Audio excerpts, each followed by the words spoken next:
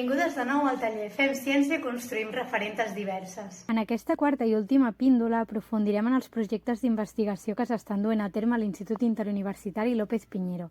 Sobretot, escoltarem a les pròpies dones que ens formen part, que ens explicaran els seus projectes i quin lloc ocupen les dones en les seves investigacions. Com hem vist a les píndoles anteriors, la història de la ciència permet discutir i problematitzar molts aspectes importants de la societat actual. I la perspectiva feminista té l'enorme capacitat de ressignificar la ciència i la història. L'Institut Interuniversitari López Piñero és un centre dedicat a la investigació i a la divulgació al voltant dels estudis històrics i socials de la ciència, la tecnologia, la medicina i el medi ambient. En formen part les universitats públiques dels Països Valencians. La seu principal és la de la Universitat de València, la qual està situada al Palau Cerveró.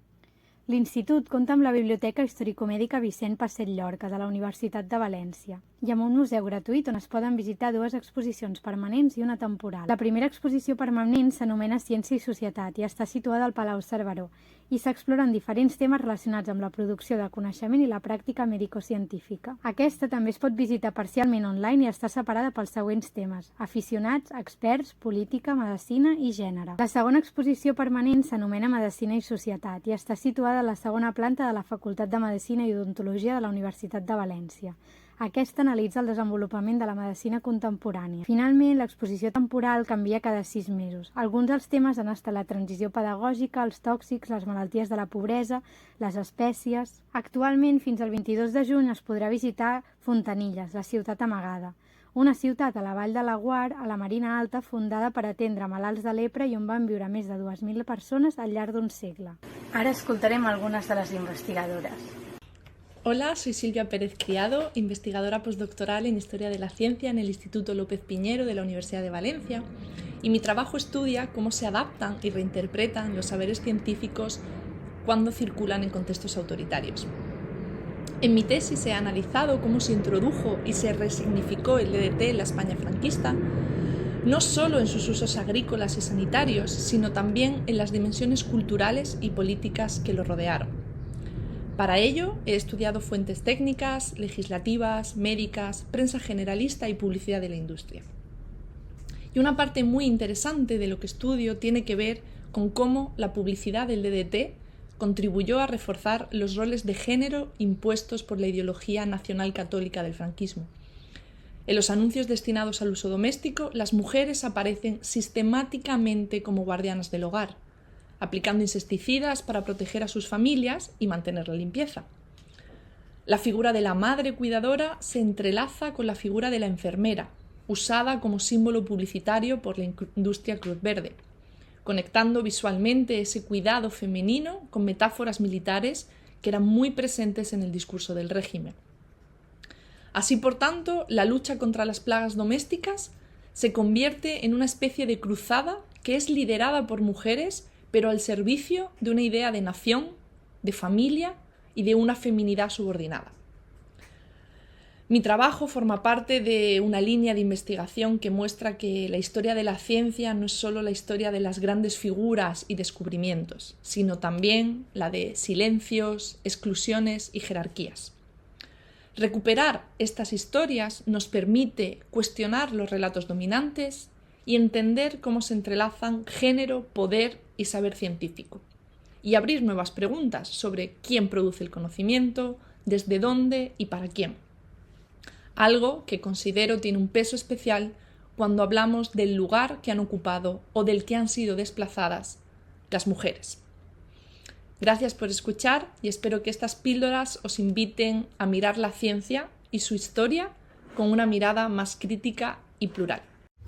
Hola, soy Madeline Hernández Olivares y actualmente curso el doctorado en Estudios Históricos y Sociales sobre Ciencia y Comunicación Científica en la Universidad de Valencia. Mi tesis doctoral estudia cómo mujeres como Mary Somerville, Agnes Clerke y Annie Maunder contribuyeron al génesis de la astrofotografía y la literatura de divulgación astronómica en el Reino Unido entre 1834 y 1910.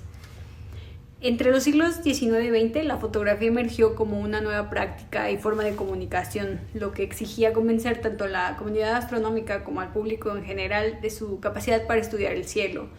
La historiografía sobre la introducción de la fotografía en la astronomía ha documentado extensamente su importancia en el desarrollo astronómico. Sin embargo, aún hay una notable ausencia de mujeres en las primeras etapas de la introducción de la fotografía en el estudio astronómico. Mi proyecto aborda este vacío al proponer una perspectiva de género sobre el mercado editorial, la imprenta, la ciencia astronómica y sus públicos, significados y lenguajes visuales. En él analizo cómo sus obras legitimaron la fotografía como herramienta científica a través de sus narrativas visuales y textuales y cómo participaron activamente en la construcción de nuevas disciplinas como las ciencias solares, por ejemplo. Aunado a eso, me interesa analizar el papel de las representaciones visuales en forma de retratos, estatuas, fotografías y grabados en la construcción pública de la figura de las mujeres científicas, explorando cómo las prácticas culturales y mediáticas favorecieron o restringieron la visibilidad de las mujeres en la ciencia, especialmente a través de exposiciones, revistas y publicaciones periódicas. Mi investigación busca integrar las contribuciones de las mujeres a la historia general de la fotografía astronómica, no como añadidos marginales, sino como parte constitutiva de su desarrollo disciplinar, visual y cultural. Porque entender cómo se construyó la astronomía requiere reconocer también quiénes participaron en definir sus lenguajes, sus imágenes y sus públicos. Hola, mi nombre es Berta Echaniz Martínez y muy brevemente os voy a hablar de mi trayectoria. Soy doctora en Historia, profesora ayudante doctora adscrita al área de Historia de la Ciencia en la Universidad Miguel Hernández, y como historiadora mis primeras aportaciones y mi tesis doctoral, convertida después en monografía, Las monjas de la sangre, historias de vida en la modernidad alicantina, recogía la historia de la fundación del primer monasterio femenino en la ciudad de Alicante en 1606, recuperando las voces de estas mujeres modernas como parte activa y central de un discurso histórico sexuado, plural y político. Además, analizaba sus mecanismos de subalternidad, pero sobre todo sus estrategias y tácticas de resistencia e insubordinación femenina, sus transgresiones y sus devociones. En la actualidad, formo parte del proyecto de investigación Candestra, Culturas del cáncer entre el desarrollismo y la transición, imaginarios políticos, dinámicas sociales y narrativas comparadas, y estoy estudiando, entre otros temas, la creación de genealogías femeninas de la caridad en la lucha anticancerosa entre las élites sociales de la España del siglo XX, a través, sobre todo, de las actividades desempeñadas por las mujeres en las campañas de propaganda, divulgación, asistencia, captación de recursos y educación, a través sobre todo de su participación en la formación de juntas de damas de distintas instituciones. Por otro lado, como docente, además de asignaturas específicas en cursos de posgrado, la inclusión de la perspectiva de la historia de las mujeres, las relaciones de género, las dinámicas de poder, desde una mirada feminista relacionada con la historia de la salud y la enfermedad, vertebra el contenido de todas las asignaturas de grado que imparto. Como hilo conductor que está presente en todos los temas, desde la interseccionalidad, que recorre además el estudio de los procesos históricos que explico, donde tienen cabida todas las voces, todas las experiencias, en contra de ese relato tradicional, androcéntrico y patriarcal, y al margen de cualquier atisbo, y esto también es importante, de heroicidad científica, como un diálogo entre el pasado y el presente, que en definitiva es la historia, capaz de desafiar nuestras certidumbres y sobre todo de construir un relato y un discurso histórico alternativo, plural y crítico. Muchas gracias. Hola, soy Inés Antón, profesora de la Universidad de Alicante, y junto con Inma Mengual y Antonio García Belmar somos los comisarios de la exposición Fontilles, la ciudad escondida. Esta exposición forma parte de un proyecto de recuperación, preservación y difusión del patrimonio histórico del Sanatorio San Francisco de Borja de Fontilles, un lugar construido en un recóndito valle de la Marina Alta Alicantina pensado para aislar y tratar a las personas afectadas por la lepra. Durante más de 100 años vivieron en Fontilles casi 3.000 personas y nuestra exposición pretende acercar al visitante a esa ciudad, a cómo fue por dentro aquella ciudad amurallada física y simbólicamente. La exposición es un relato material hecho a través de objetos, sonidos, documentos e imágenes de lo que aquella ciudad fue, pero también de lo que significó para los que vivieron allí y para toda la sociedad en general. Pero, ¿dónde están las mujeres en este relato?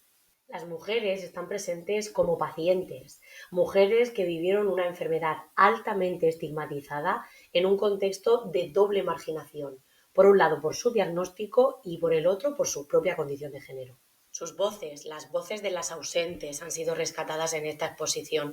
No podemos olvidar la importancia de conocer sus relatos, pues el número de mujeres recluidas en el sanatorio siempre fue menor que el de los hombres. ¿Y esto por qué? Pues debido a la mayor resistencia y ocultación de la enfermedad entre las mujeres, responsables al mismo tiempo de la estructura familiar y que, con su ausencia, esa estructura se hunde. El diagnóstico de lepra para ellas no solo implicaba el aislamiento, significaba también una ruptura total con su rol como madre, como esposa e incluso como cuidadora. Muchas mujeres sufrieron el estigma en silencio o incluso ocultaron los síntomas por miedo a perder a sus hijos o incluso ser apartadas de su entorno. Mientras que para los hombres el ingreso podía suponer la pérdida laboral, para la mayoría de ellas suponía la desaparición dentro y fuera de casa. No podemos olvidar que la lepra para las mujeres no era solamente una enfermedad del cuerpo, se trataba también de una herida social, emocional y familiar. Documentalmente también están menos representadas. La recuperación de información sobre la vida de las mujeres dentro del sanatorio ha sido una tarea mucho más complicada que en el caso de los hombres. Ellas trabajaron exactamente igual que ellos, desempeñaron unas labores en distintos talleres de costura y de bordado que el sanatorio tuvo y, sin embargo, seguir la pista de esas actividades ha resultado mucho más complicado. Algunos interrogantes todavía no se han resuelto a propósito de sus funciones ni de su organización dentro del sanatorio. Las mujeres en este relato también están presentes como cuidadoras, monjas, enfermeras y voluntarias que se dedicaron al cuidado de las personas enfermas. Se enfrentaron en muchas ocasiones al estigma del contagio, llegando incluso algunas de ellas a ocultar el trabajo que desempeñaban en el sanatorio por miedo al rechazo que podían encontrar en sus entornos por haber estado en contacto con enfermos de lepra. A pesar de todo, su labor fue fundamental tanto en lo médico como en lo humano. En esta exposición están las mujeres, están en las cartas, están en los silencios, en los objetos que cosieron, que crearon y que conservaron a lo largo del tiempo. La exposición, entre otras cosas, también hace visible esa presencia callada, muchas veces fragmentaria, pero siempre significativa, porque sin ellas, sin las mujeres, la historia de Fontilles estaría incompleta. Me presento, soy Rosa Ballester, profesora emérita de Historia de la Ciencia en la Universidad Miguel Hernández y con una muy dilatada carrera profesional de más de 40 años. He trabajado, yo me formé, como soy doctora en medicina, yo me formé en la Universidad de Valencia y, hice el doctorado con el magnífico maestro y referente de todos, el doctor López Piñero. Trabajé en Valencia, luego estuve en Zaragoza, posteriormente en la Universidad de Alicante y más tarde en la de Miguel Hernández, donde me jubilé. Dentro de mi trayectoria profesional, que como digo ha sido muy dilatada, pues he trabajado en distintas líneas de investigación y no demasiado, pero sí en estudios de género, ¿no? y desde el punto de vista historiográfico. Cito algunos de ellos. Por ejemplo, en el Mujeres y Cultura de la Paz, desde sus claves históricas, que lo hice dentro de un seminario que se hizo en el sanatorio de Fontilles, ¿no? Mujeres, salud y profesiones sanitarias, revisión historiográfica y estudio de casos en la sanidad española contemporánea, dentro de la revista Area. Después, en la revista Métode, del regimiento de las preñadas a la ciencia obstétrica, las raíces del discurso médico en torno al embarazo. Luego, tuve, la suerte y el honor de dirigir de ser investigadora principal de un grupo de investigación sobre historia de la poliomielitis, de un grupo de investigación subvencionado a nivel nacional y donde participaron pues 6 universidades españolas y la Universidad de Coimbra, y también un grupo latinoamericano, una red latinoamericana que teníamos de historia de la polio y el síndrome postpolio. Pues bien, dentro de esa línea de investigación, de ese proyecto, trabajé sobre una figura muy interesante y desde mi punto de vista poco conocida, que era Isabel Morgan, una bióloga que trabaja y bueno, tuvo un papel fundamental en la historia en el desarrollo de la vacuna contra la polio. Y he hecho otras cosas más, por ejemplo, en una monografía editada por la Universidad Complutense de Madrid, publiqué un capítulo de libro sobre edades de las mujeres, el tema clásico de las edades de la vida de las personas, de la vida de los hombres y de las mujeres, ¿no? Y entonces, bueno, es ese tipo de acercamientos y otros más. He dado varias conferencias, por ejemplo, en el último Congreso Nacional de Endocrinología, de Inmunología, perdón.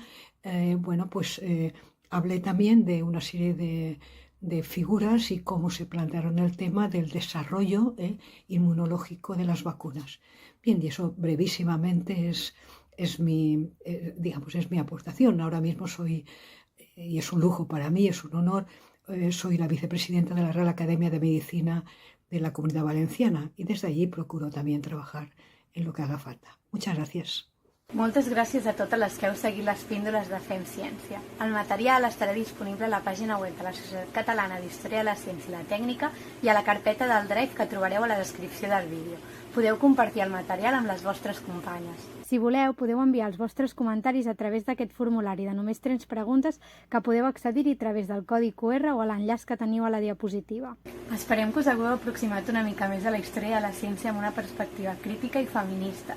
Si us heu quedat amb ganes d'aprofundir-hi més, podeu consultar la resta d'entrevistes de Fem Ciència i utilitzar la bibliografia recomanada. Qualsevol cosa també podeu escriure un correu a femciència2@gmail.com. Moltes gràcies i fins aviat!